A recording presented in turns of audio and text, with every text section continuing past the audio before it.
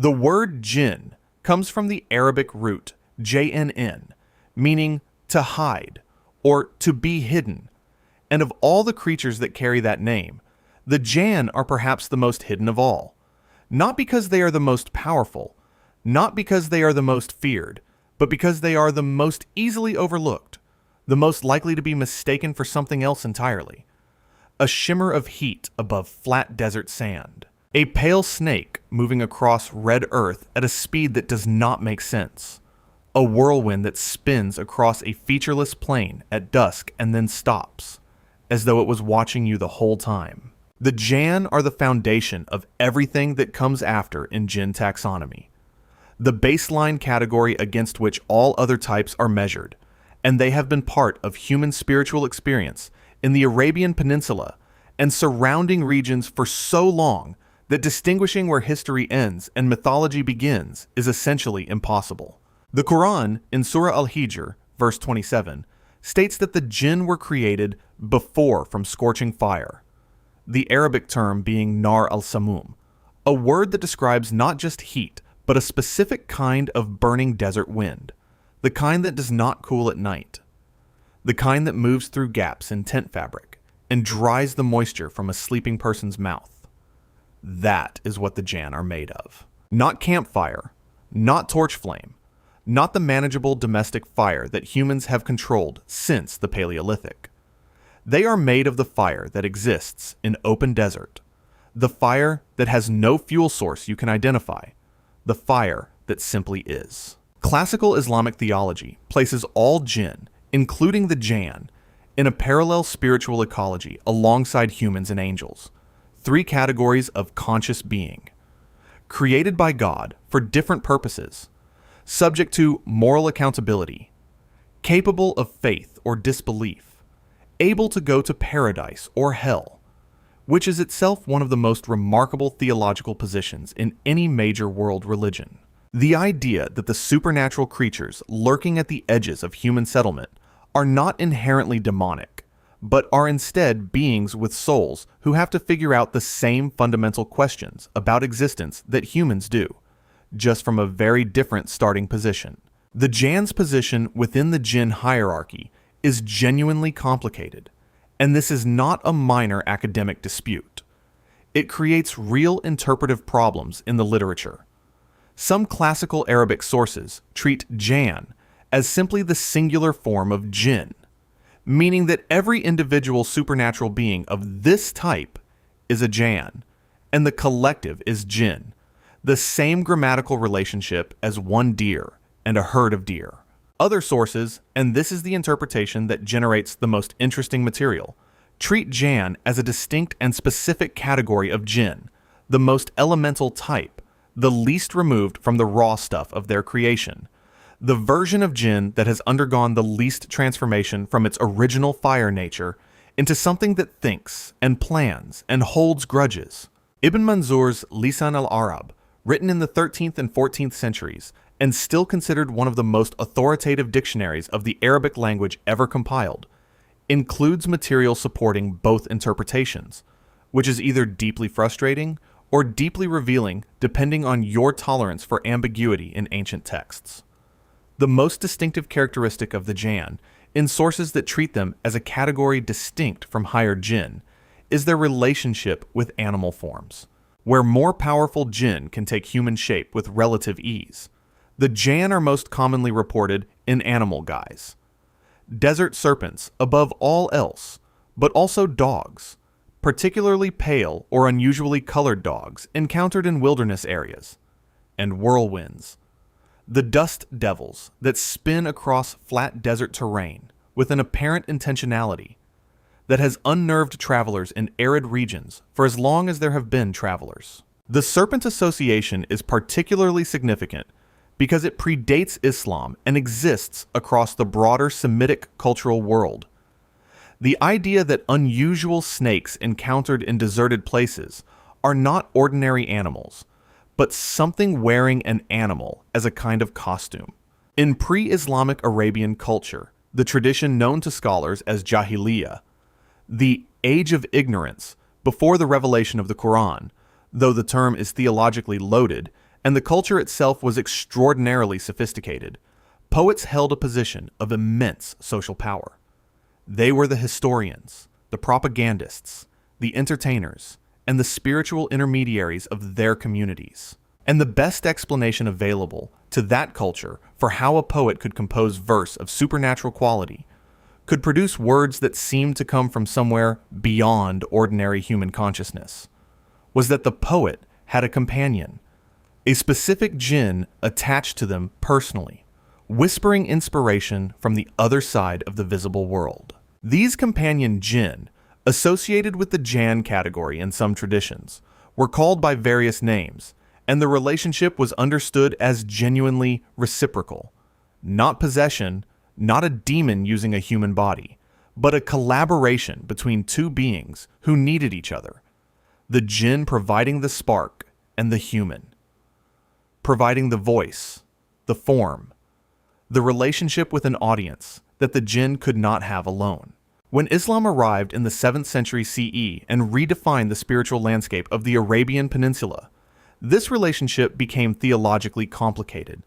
The Quran addresses the poet-jinn connection directly in Surah Ash-Shu'ara, acknowledging the widespread belief while placing it in a new interpretive frame.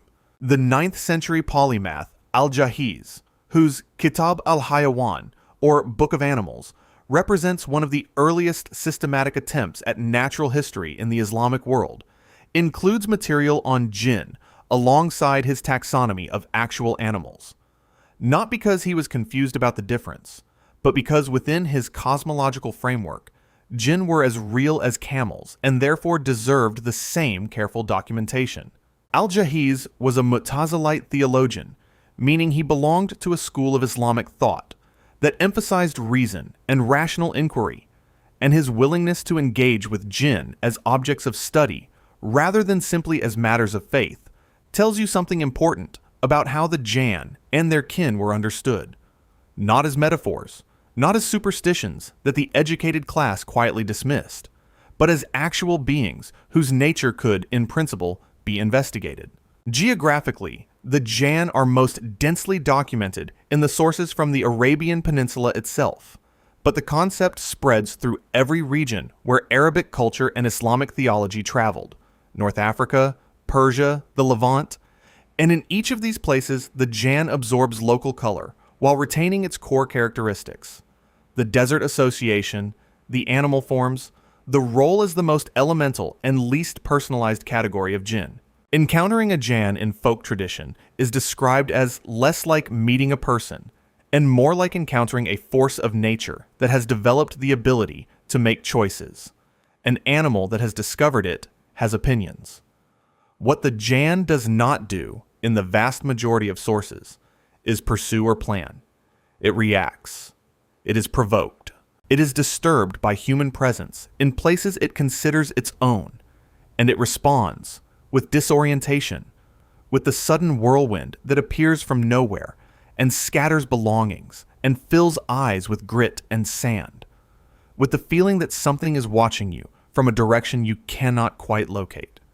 The Jann is not trying to destroy you. It is not executing a long-term strategy. It is doing what any creature does when you walk into its territory uninvited. It is letting you know you are not welcome. There is something almost reassuring about this, at least in comparison to what comes next in the hierarchy, which is to say, there is something reassuring about a supernatural being that is basically just annoyed at you specifically for being in its space, because the alternative is a supernatural being that has decided, after careful consideration, that it finds you interesting, and that is a different problem entirely. The Jann exists at the threshold, between the natural world and whatever lies beyond it, between the human settlements visible on the horizon and the open desert where the rules are different, between a category of being and a concept so fundamental it becomes the name for the entire species. They are the static in the signal. They are the reason experienced desert travelers in classical Arabic tradition knew not to camp in certain places, not to make noise after certain hours, not to disturb certain stones or disturb the paths that were not quite paths that wound between rock formations in the deep desert. And in a world without the explanatory framework of modern science, the Jann provided something genuinely useful. A reason to be careful, a reason to pay attention to the landscape, a reason to treat the non-human world with a certain baseline respect that had nothing to do with sentiment and everything to do with self-preservation. The pale snake that moves too fast across the red sand leaves no tracks because it is not quite touching the ground. The whirlwind that stops and starts with apparent intention is not a random atmospheric event. The feeling of being watched in the empty desert is not your nervous system misfiring. According to the tradition that shaped the lives of millions of people across centuries and continents, you are right to feel watched. Something is there. It is made of fire. It has been there since before you arrived. And all it wants, at least for now, is for you to leave. Sila. If the Jann is the Jinn you might encounter without realizing it, the Sila is the Jinn you already have encountered and did not realize it, possibly many times, possibly over a period of years, possibly in the form of someone you thought you knew. This is the category that does not announce itself with whirlwinds or animal sightings, does not operate through disorientation or territorial unease. The Sila operates through perfect imitation, and the reason it is perhaps the most deeply unsettling entry in the entire Jinn taxonomy is that its method of predation is not violence or supernatural power, but patience, precision, and the willingness to spend an indefinite amount of time pretending to be something it is not. The Sila is a shapeshifter, but that word does not quite capture what the classical sources describe, because shapeshifter suggests transformation as a tool. You change form to achieve a goal. You change back when you are done. The Sila, according to the Arabic folklore and classical texts that document it, does not change back. It does not have a moment where it drops the disguise and reveals its true self, because it finds that sort of theatrical revelation tedious. It simply continues being whatever it has decided to be, for as long as it takes, until it has gotten what it wants. And what it wants varies by account, but consistently falls into two categories: consumption and infiltration, neither of which is improved by being on the receiving end. Classical Arabic sources describe the Sila as predominantly female in presentation, which is worth examining carefully because it tells us something about both the creature and the culture that documented it.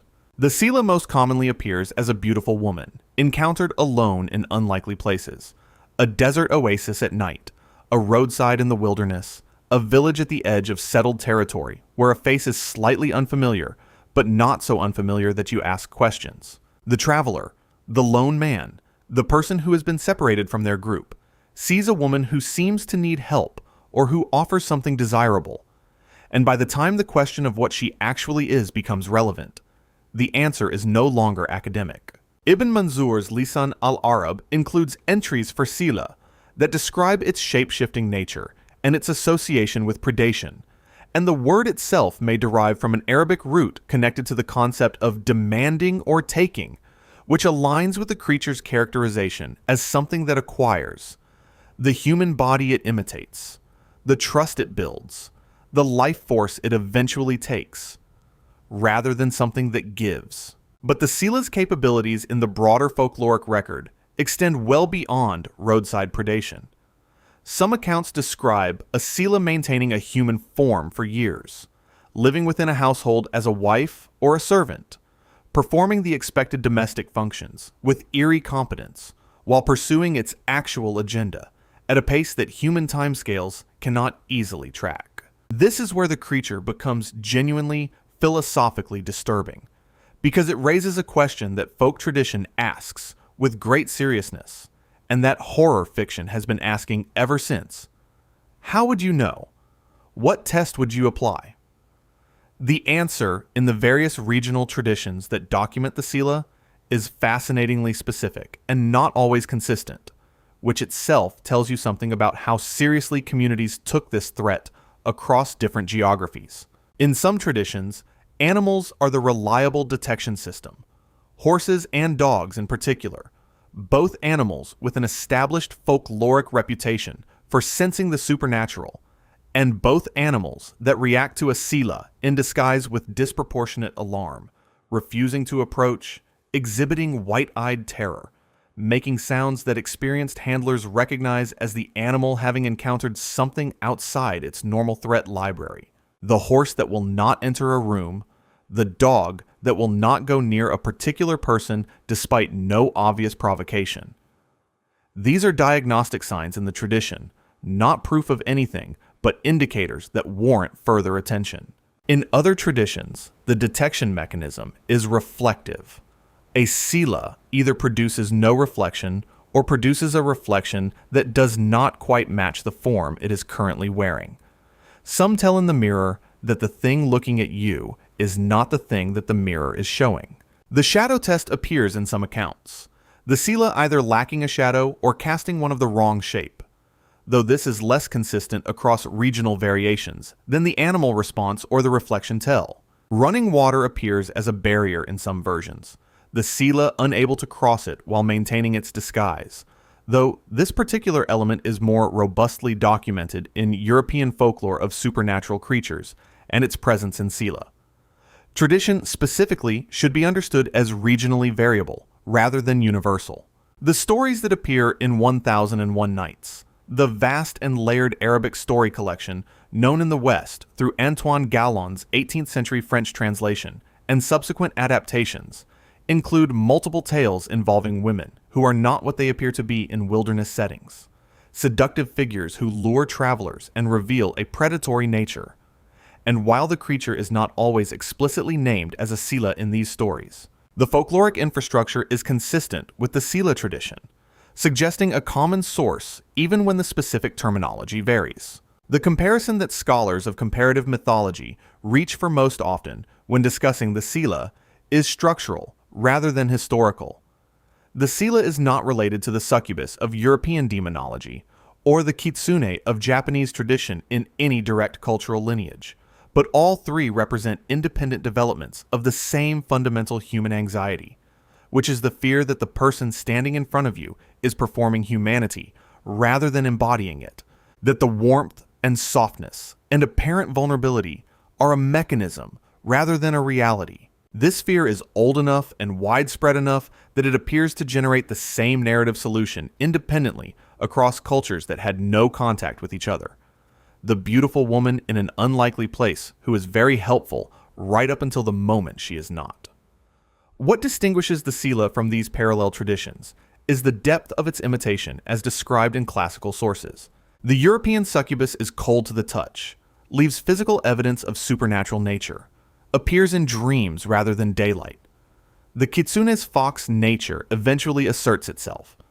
The tail appears, the ears slip through, some physical tell cracks the illusion. The sila, according to the most detailed accounts in the Arabic tradition, is warm. It breathes. It smells right. It produces sounds at the right pitch. The imitation extends to scent and temperature, and the small involuntary physiological details that a deliberate performer would never think to fake because they are not the kind of thing a conscious being monitors about itself. This totality of imitation is what makes the sila categorically different from a creature that simply wears a disguise, and it raises the question of whether shape-shifting is even the right framework. If the copy is indistinguishable from the original in every measurable dimension, at what point does the distinction between the copy and the original become a philosophical position rather than a practical one? The sila does not address this question. It is not interested in your philosophical positions. The relationship between the sila and Islamic theology follows the same pattern as all jinn in the canonical religious framework. It is a jinn, created from smokeless fire, subject to divine authority, theoretically capable of moral accountability. The folk tradition, however, runs alongside this framework rather than fully within it. And in folk tradition, the sila is less a being with a soul navigating the same existential questions as a human, and more a predatory mechanism that has happened to develop consciousness as a hunting tool. This tension between the theological framework, which insists on moral accountability, and the folk tradition, which treats the sila as essentially a supernatural apex predator with no meaningful ethical interior, is never fully resolved in the literature, and that ambiguity is part of what makes the creature so persistently compelling. In a world governed by clear moral rules, the sila represents the category error. The thing that looks like it belongs in one category and actually belongs in another. The entity that sits at the intersection of person and predator without cleanly occupying either space. The detection methods are the folk tradition's way of insisting that the boundary exists even when it cannot be seen. There must be a tell. There must be something that gives it away. Some crack in the performance, some moment when the mask slips even slightly. Because the alternative, that the imitation is genuinely perfect and the boundary between the human and the thing wearing human form is undetectable, is a thought that a community of people living in daily proximity to each other cannot afford to fully entertain. So the horse refuses to enter the room. And you notice, and you ask the right questions. And maybe you are safe. The sila is the reason, in the deep structure of this tradition, that the desert is not just physically dangerous, but ontologically dangerous. Not just a place where you might die of thirst or exposure, but a place where the categories that organize your understanding of reality, person and creature, human and other, trusted and threatening, can become unreliable in ways that no amount of physical preparation can address. The Jann might make you lost. The sila makes you wrong about what is real. That is a different kind of danger. And it follows you home. Ifrit. The ifrit is the only type of jinn that God felt was worth naming specifically in the Quran, which tells you something important about where it sits in the hierarchy before you have read a single line of folklore.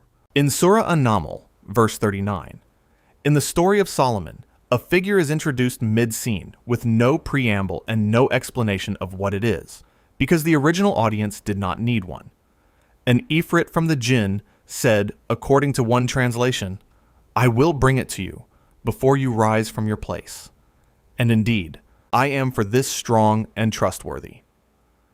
The it in question is the throne of the Queen of Sheba, Bilqis, which is in Yemen, and Solomon, who is in the Levant roughly 2,000 kilometers away, has asked who among his supernatural court can retrieve it before his royal audience is over. The ifrit does not offer to bring it eventually. It does not explain the logistics. It simply states that it can do it, now, before a person has time to stand up from a seated position. And the text moves on as though this were a logistical detail rather than a statement that something can cross a continent in under 30 seconds. This is the ifrit's introduction to the canonical Islamic record, not as a threat, not as a monster, but as the most powerful asset in the court of the most powerful prophet king in the tradition, the being you call on when you need something done that is beyond the physical capacity of any other being available. The name itself is revealing. Ifrit derives from the Arabic root afr, associated with notions of audacity, sharpness, and a kind of defiant capability.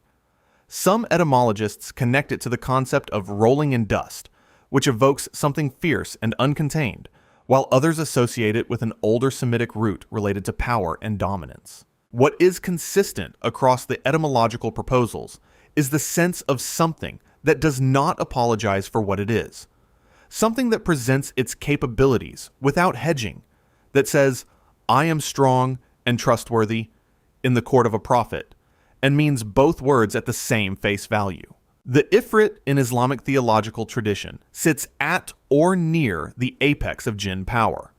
The debate with the marid, which comes next, is genuine and ongoing in classical sources. But the ifrit's canonical status is secured by the Quranic reference in a way no other jinn type can match. Because the Quran is not folklore, and it is not theology composed by humans. Within the Islamic framework, it is the direct word of God, which means an ifrit's capabilities were implicitly endorsed by the most authoritative source available. In the broader folkloric record, the ifrit is characterized first by power and second by intelligence, and it is the combination of these two qualities that makes it categorically more dangerous than anything discussed so far. The Jann reacts.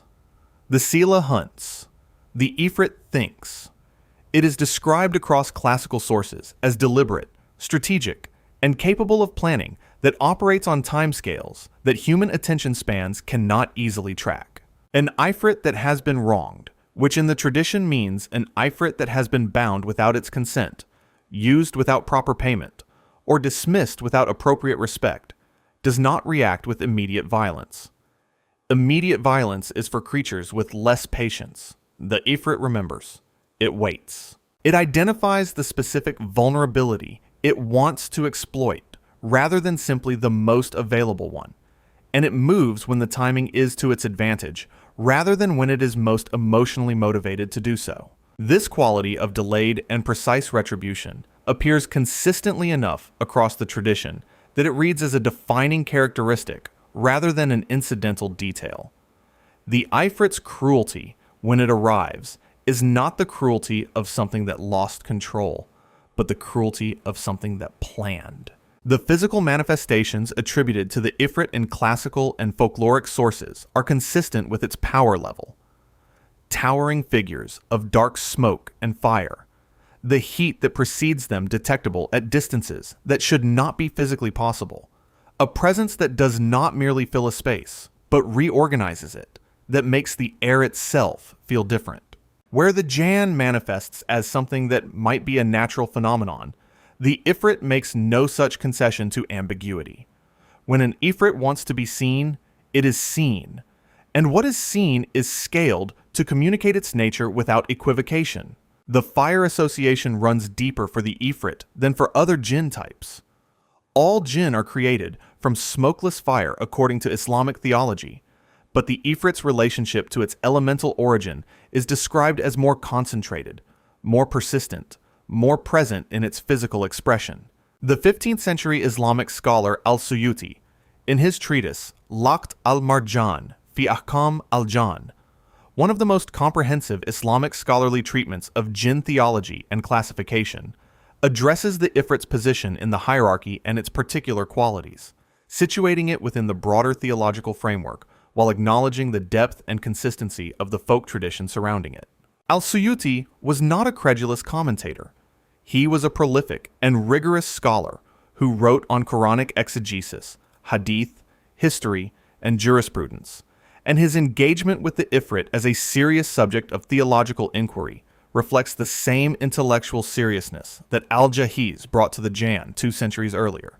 The relationship between the ifrit and Solomon is one of the most developed supernatural human dynamics in the entire Islamic tradition, and it repays careful examination because it establishes the rules by which the ifrit can be bound and controlled, rules that the folk magic tradition subsequently borrowed, expanded, and in some cases spectacularly misapplied. Solomon, known in the Islamic tradition as Sulaiman, was granted authority over all jinn by God as a specific divine gift, described in the Quran in Surah Sa'd and Surah An-Naml, and the mechanisms by which he exercised this authority. A ring or seal bearing divine inscriptions, specific formulas of command and dismissal, protocols of respect that ran in both directions, became the template for Islamic and broader Near Eastern magical practice for over a millennium. The ifrit, as the most powerful jinn in Solomon's court, represented both the greatest asset and the greatest risk of this arrangement. A bound ifrit that served willingly was the most potent supernatural tool imaginable. A bound ifrit that served resentfully, which the tradition suggests was the more common condition, was a pressure vessel waiting for its seal to fail. The folk magic tradition that developed around ifrit binding, documented in texts like the Shams al-Ma'arif, a medieval Islamic grimoire attributed to Ahmad al-Buni in the 13th century, though its exact composition history is debated, treated the ifrit with a combination of intense desire and genuine terror that seems entirely appropriate given what the classical sources say it can do. The grimoire tradition around the ifrit is extensive enough to constitute its own scholarly field, and what it consistently communicates is that the ifrit is not a resource that can be casually accessed.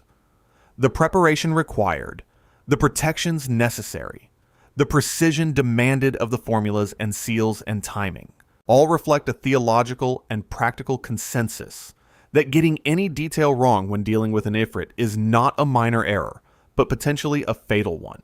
Regional variation of the ifrit tradition is substantial and reveals how the category adapts to local spiritual concerns while retaining its core identity.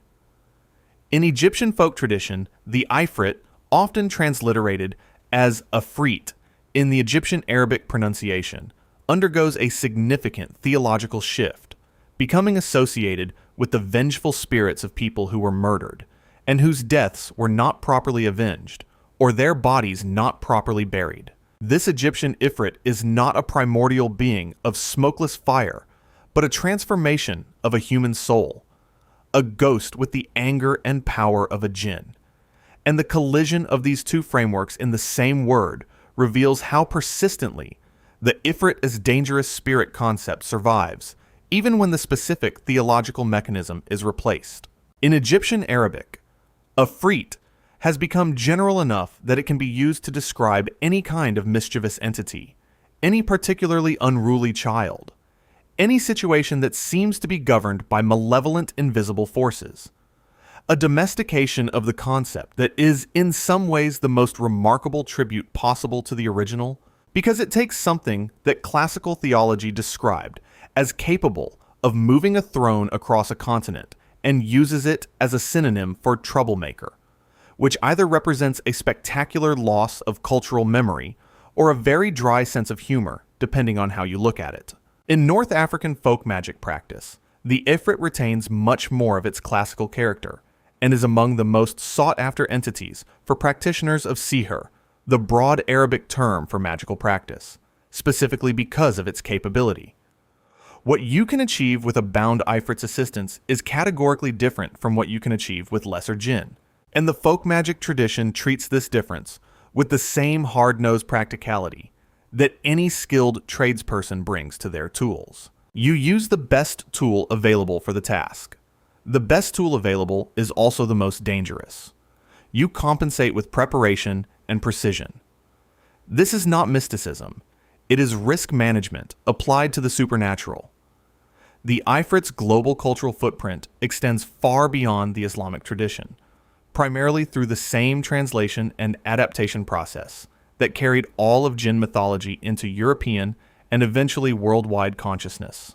In the Final Fantasy video game series, which has included a fire elemental creature named Ifrit since the earliest installments and has continued to develop it across decades, the creature retains its fire association, its power, and its broadly antagonistic relationship with human protagonists. In Dungeons & Dragons, the Ifriti, directly derived from Ifrit, is a genie type of immense power associated with fire, found in the elemental plane of fire, which is itself a remarkable piece of cosmological world-building that inadvertently preserves the elemental association while stripping out the theological framework that originally produced it. Neither of these is folklore, neither is a primary source, and neither should be treated as documentation of the classical tradition. But both testify to something genuine about the Ifrit's nature, because across every medium and cultural context in which it has appeared, the creature retains the same core identity: the fire, the power, the sense of something that considers itself under no obligation to make your life easier. That quality of uncompromising capability in the service of its own will is what has made the Ifrit legible across cultures that share none of the theological framework that produced it. You do not need to understand the Islamic tradition of Jinn classification to understand what the Ifrit is. You see it, and you know, this is not something that is going to be reasonable with you. This is not something that is interested in your reasoning. This is something that will do what it has decided to do with the full force of capabilities you cannot match, and your only relevant question is whether it has decided to do that for you or to you. Murid, everything you think you know about the genie in the bottle, the blue smoke, the booming voice, the three wishes, the comic affect, the willingness to be helpful, is what happens when the most powerful and most terrifying being in the Jinn hierarchy gets filtered through a chain of translation, adaptation, cultural transformation, and finally, a 1992 Disney animated film.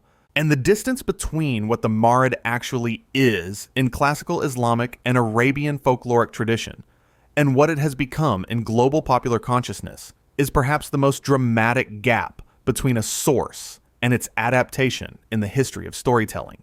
The Marid is the apex of the Jinn hierarchy. Not the most famous type in the canonical religious record, that is the ifrit with its Quranic citation, but the most powerful type in nearly every classical source that attempts to rank Jinn by capability. And the difference in scale between an ifrit and a Marid is described in those sources as not merely quantitative, but qualitative. The difference between a being that can move a throne across a continent and a being that can reshape the coast that throne is standing on. The name tells you what you need to know before you have read anything else about it. Marid comes from the Arabic root mrd, meaning to rebel, to be obstinate, to refuse. And the same root gives the Quran the word marada, meaning mutineers or rebels, used in Surah As-Safat, verse 7, in a description of the heavens being protected from every rebellious devil. The Marid is, etymologically speaking, the creature whose defining characteristic is refusal. It refuses control. It refuses hierarchy. It refuses, above all, to make your relationship with it easy, and every element of its mythology flows from this central quality of magnificent, ancient, implacable stubbornness. The paradox at the heart of the Marid is elemental in the most literal sense. All Jinn are created from fire. This is Quranic, unambiguous, central to the theology. The Marid, however, is definitively associated with water, specifically the sea, specifically the deep sea, the part of the ocean where human presence is impossible without technology that did not exist when these traditions were being formed. The lightless regions of the ocean floor, where the pressure would turn a human body into something unrecognizable, and the temperature approaches freezing, and nothing that the surface world would recognize as normal operates correctly.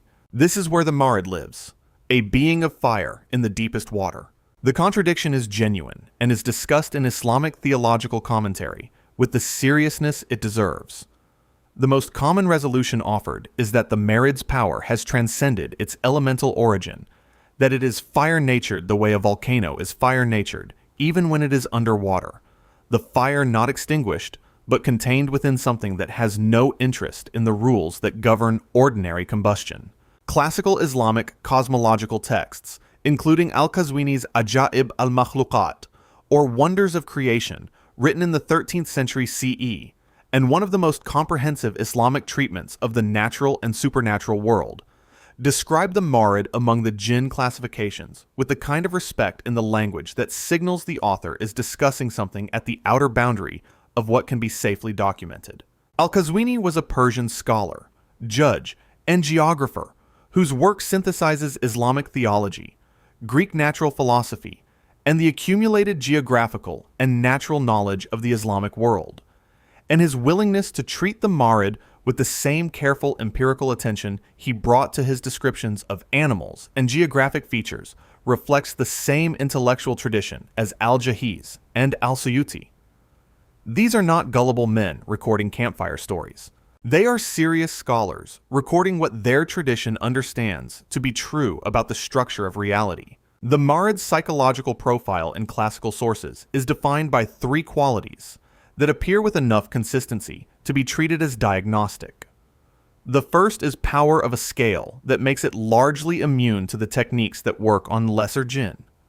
The binding formulas, the protective seals, the precise ritual protocols that the folk magic tradition had developed over centuries, specifically to deal with supernatural entities. These techniques are not useless against a Marid, but they require a level of preparation, authority, and personal spiritual standing that renders them inaccessible to any but the most advanced practitioners. And even then, according to the tradition, engaging a Marid in this way is understood as one of the most dangerous actions a human being can take. The second quality is pride, specifically the ancient structural pride of a being that has been powerful since before human civilization existed and sees no reason to pretend otherwise. The Marid does not perform humility. It does not affect approachability. It is what it is with a completeness that lesser beings cannot manage, and its relationships with humans, when they occur, are conducted on its terms, or they do not occur.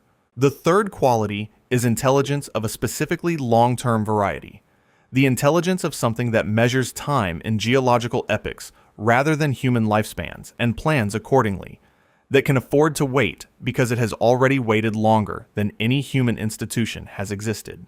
The combination of these three qualities is why the Marid is considered in Islamic folk magic tradition to be among the most dangerous entities to attempt to summon, not because it is violent in the reactive, immediate way that lesser beings might be, but because it is strategic in a way that operates beyond the horizon of human foresight. You might think you have successfully bound a Marid and gotten what you wanted. The Marid might agree with this assessment while simultaneously pursuing an agenda that will not become legible to you until a decade later, by which point the connection between cause and effect will be invisible to everyone except the Marid, which remembers everything. The vessel mythology, the sealed bottle or brass container from which the Jinn can be released, is where the Marid's story intersects most directly with the tradition that eventually became the Western genie narrative. The theological framework is this: Solomon, who was granted authority over all Jinn by God, dealt with disobedient Jinn, and the Marid in particular, as the most powerful and most rebellious category, by imprisoning them in sealed vessels. The seal being the divine inscription of his ring, pressed into the vessel's stopper in a material that the tradition sometimes specifies as lead, sometimes as wax, sometimes as a substance identified only as something that a Marid's power cannot break from the inside. These vessels were then cast into the sea, which is, the tradition notes with a dark elegance, the Marid's own domain, meaning that the imprisoned being is held captive in the element it is most associated with, powerful in every direction except the one that matters, which is out. The vessel sits on the ocean floor, barnacled, motionless, in absolute dark, with pressures measured in hundreds of atmospheres pressing on its exterior, and inside, something that has been waiting for so long, that waiting has stopped being an experience and has become simply the condition of existence, a fire burning in a sealed brass bottle at the bottom of the sea, keeping itself contained because breaking the vessel from inside is not possible, and thinking, which is the one thing that nothing and nobody has found a way to prevent. The fisherman and the Jinn, which appears in the original Arabic text of Alf Layla wa Layla and is generally accepted by scholars as part of the original corpus rather than a later addition, is the story that most directly dramatizes this situation. A fisherman pulls a sealed copper vessel from the sea in his net. He opens it, because of course he does, and the Marid that emerges, which has been in the vessel since the time of Solomon, which the text situates centuries in the past, which is to say the Marid has been imprisoned for somewhere between 500 and 1,000 years, depending on how you date Solomon's reign, is not grateful. It is not relieved. It has had too long to think, and what it has thought about, in the dark and the pressure and the silence, is what it is going to do to whoever opens the vessel. The fisherman and the Jinn resolves through cleverness rather than power. The human protagonist surviving, not because he can match the Marid's strength, but because he can exploit the one vulnerability that power and intelligence and centuries of planning did not protect against, which is the Marid's pride, its inability to resist a challenge to its capabilities. The Marid gets put back in the bottle, and the fisherman is still alive, which, in context, qualifies as a significant victory. Antoine Galland's French translation of 1001 Nights, published between 1704 and 1717, and the vehicle through which this material reached European audiences for the first time, carried the Marid's capabilities into a new cultural context but also began the transformation that would eventually produce the Disney version. Galland added stories to his translation that were not in the original Arabic manuscripts, including the Aladdin story, which is now believed to have been told to Galland orally by a Syrian storyteller named Hannah Diab, and which has no confirmed original manuscript source. In Galland's Aladdin, the jinn associated with the lamp is immensely powerful and broadly compliant, and this compliance, which is theologically the result of the lamp-based binding, the merid serving because it is bound to serve, was what European audiences took as the creature's essential nature, stripping the context that explained why a being of this power would be helpful and retaining only the helpfulness itself. By the time the process of cultural transformation was complete, the merid had become the genie, and the genie was blue and comic and enthusiastic about granting wishes. And the 21st century audience watching the 1992 animated film had no reason to connect that character with a being whose name means the one who refuses, and whose classical domain is the lightless floor of the deep ocean, where nothing survives without adaptation that took millions of years to develop. The blue color is the one inadvertent piece of accuracy that survived the transformation, a visual choice that happens to echo the merid's water association, without the filmmakers necessarily having intended the connection. The geography of the merid's influence in folk tradition spans the entire reach of maritime Islamic culture, which is to say it is enormous. Arab sailors in the medieval Indian Ocean trade networks understood the merid as the explanation for the things the sea did that could not be attributed to weather or navigation error. The ship that vanished in calm conditions, the whirlpool that appeared where there was no geographical reason for one, the region of ocean where compasses became unreliable and stars seemed to be in the wrong positions, the coastline that experienced the kind of sudden catastrophic flooding that has no meteorological explanation available to pre-modern understanding. Medieval Islamic cartography and sailors' lore document these events and their merid attribution with the same matter-of-fact tone that contemporary sources use to document ordinary navigational hazards, because to the people recording them, the merid was an ordinary navigational hazard, specifically the navigational hazard at the top of the hazard hierarchy, the one that you did not have a meaningful response to if it decided you were interesting.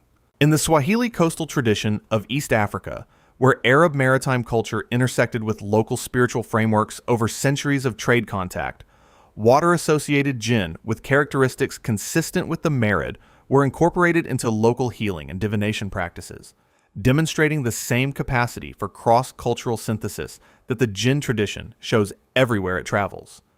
It does not replace local spiritual frameworks.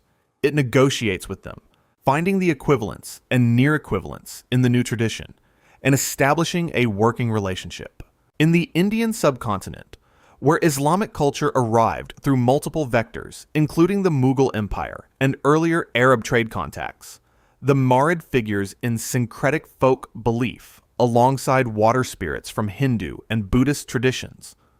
The boundaries between categories maintained at the theological level while being regularly crossed in everyday folk practice. What connects all of these regional versions across geographies and centuries and vastly different cultural contexts is the same core identity.